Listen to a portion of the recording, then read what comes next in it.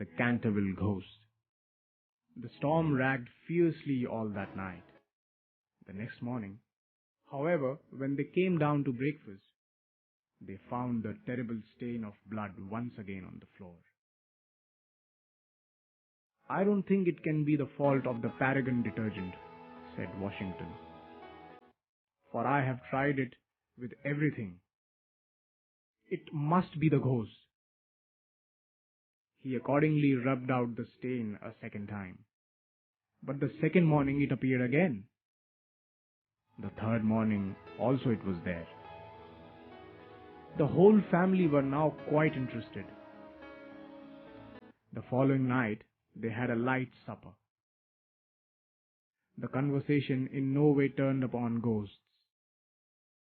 No mention at all was made of the supernatural, nor was Sir Simon de Canterville alluded to it in any way.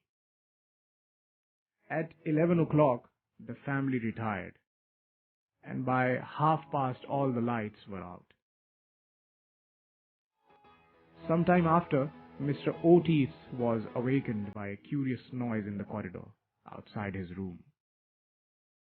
It sounded like the clank of metal and seemed to be coming nearer every moment.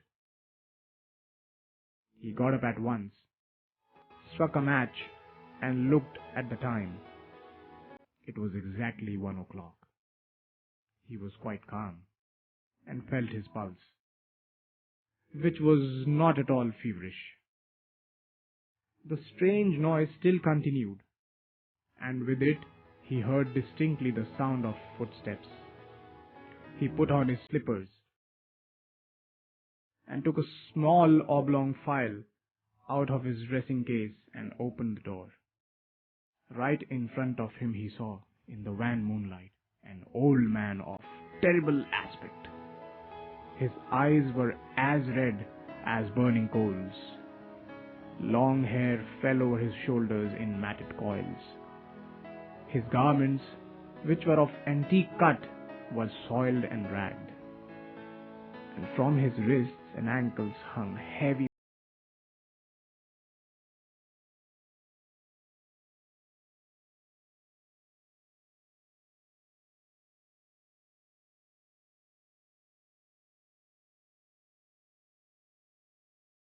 a small bottle of Tammany Rising Sun lubricator.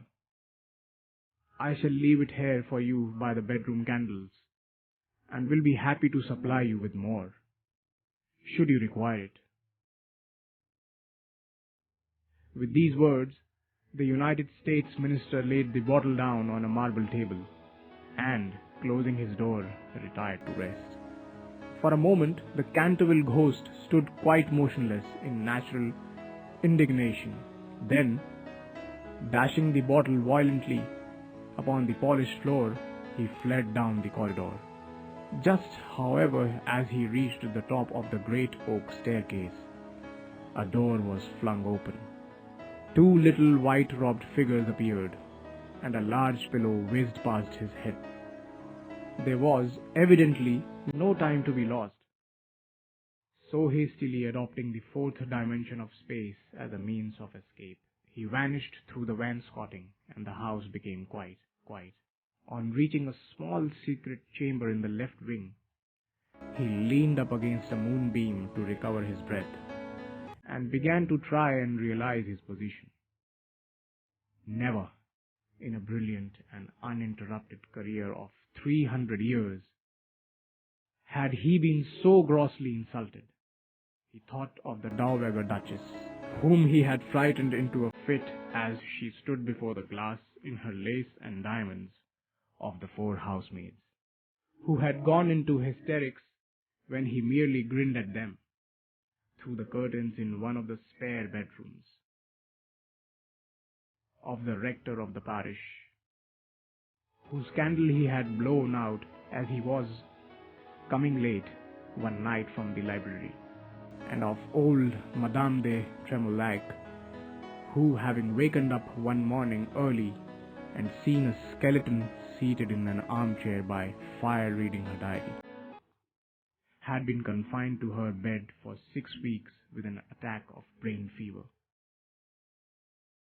He remembered the terrible night when the wicked Lord Canterville was found choking in his dressing room, with a knave of diamonds halfway down his throat, and confessed, just before he died, that he had cheated Charles James Folks out of 50,000 euros at Crockford's by means of that very card, and swore that the ghost had made him swallow it. All his great achievements come back to him again. From the butler who had shot himself in the pantry because he had seen a green hand tapping at the window pane, to the beautiful Lady Stutfield, who was always obliged to wear a black velvet band around her throat to hide the mark of 5 fingers burnt upon her white skin. He recalled to mind his last appearance as Red Reuben, or the Strangled Babe, his debut as Gouin Gibeon, the bloodsucker of Bexley Moor, and the furore he had excited one lovely June evening by merely playing 9 pins with his own bones upon the lawn tennis ground. And after all this, some wretched modern Americans were to come and offer him the Rising Sun lubricator and throw pillows at his head. It was quite unbearable. He determined to have vengeance, and remained till daylight in an attitude of deep thought.